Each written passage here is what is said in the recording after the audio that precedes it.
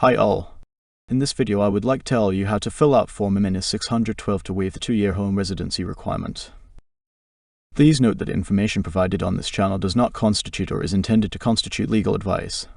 Instead, all informational content and materials available on this channel are for general informational purposes only. In the description of this video, I left a link to a web page with a fillable PDF form I-612, which you can fill out online there, or download and fill out in electronic or paper form. So let's continue. You need to file USCIS form I-612 if you, having lived in the US on a J-1 visa, seek a waiver based on legitimate fear of persecution if you return home or exceptional hardship to your US citizen spouse or child. To complete this application correctly, please study the instructions for completing it or watch this video to the end. Although you may either type or print the application, you must use black type and all entries must be legible.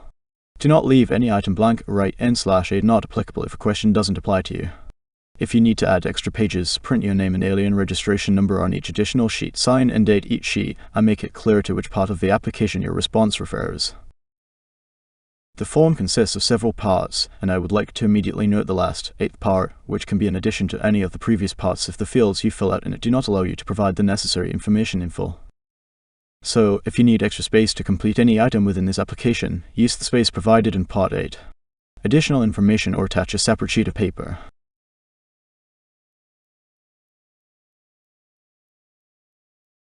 Type or print your name and alien registration number, if any, at the top of each sheet. Indicate the page number, part number, and item number to which your answer refers, and sign and date each sheet. Part 1. Information about you.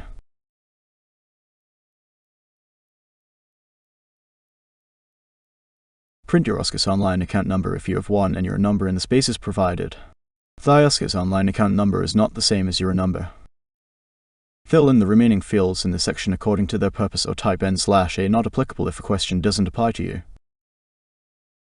Make sure your mailing address is accurate and make sure you notify the USCIS if it changes, because this is the address where the USCIS will send email.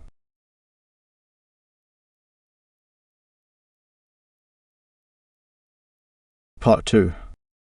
Reason for foreign residence requirement. In this section, you must identify the reason why you believe you are subject to the 2-year home residency requirement. Optimistically, it is possible that you are not even subject to this requirement. Part 3. Reason for application for waiver of foreign residence requirement. Part 3 requires you to identify your basis for seeking a J-1 waiver fear of persecution or exceptional hardship.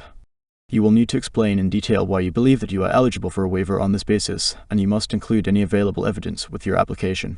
Remember, you don't need to file Form I-612 if you are applying for a waiver on some other basis and no objection statement or request by an IGO or Comrade waiver.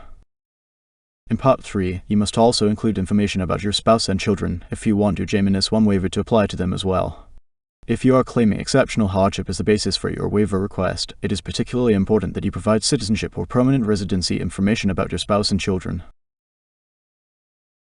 Part 4. Additional information about you.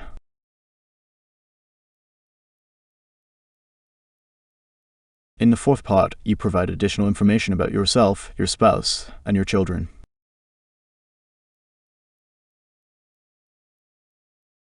Part 5. Applicant statement, contract information, declaration, certification, and signature.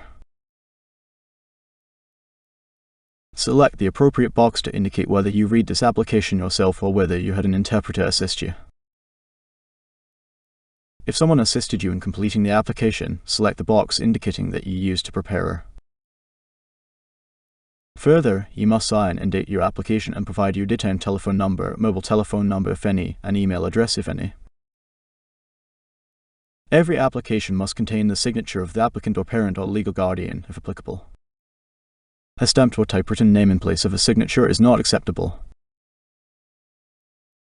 Part 6. Interpreter's contact information, certification, and signature. If you understand English fluently and do not need an interpreter, just write or type N/A not applicable in all fields in this section. If you used anyone as an interpreter to read the instructions and questions on this application to you in a language in which you are fluent, the interpreter must fill out this section, provide his or her name, the name and address of his or her business or organization if any, his or her daytime telephone number, his or her mobile telephone number if any, and his or her email address if any. The interpreter must sign and date the application. Part 7. Contract information, declaration, and signature of the person preparing this application, if other than the applicant. If you are filing Form M-612 yourself, just write or type N/A not applicable in all fields in this section. This section must contain the signature of the person who completed your application, if other than you, the applicant. If the same individual acted as your interpreter and you prepare, that person should complete both Part 6 and Part 7. If the person who completed this application is associated with a business or organization, that person should complete the business or organization name and address information. Anyone who helped you complete this application must sign and date the application. A stamped or typewritten name in place of a signature is not acceptable. If the person who helped you prepare your application is an attorney or accredited representative, he or she may be obliged to also submit a completed Form G-28, Notice of Entry of Appearance as Attorney or Accredited Representative, or Form G-28I, Notice of Entry of Appearance as Attorney in matters outside the geographical confines of the United States, along with your application. Please also review the list of required documents that must be submitted along with your completed Form M-612. This information can be found in Instruction M-612, which I provided a link to in the description of this video. In it you will also find information about the filing fee and the procedure for considering your application.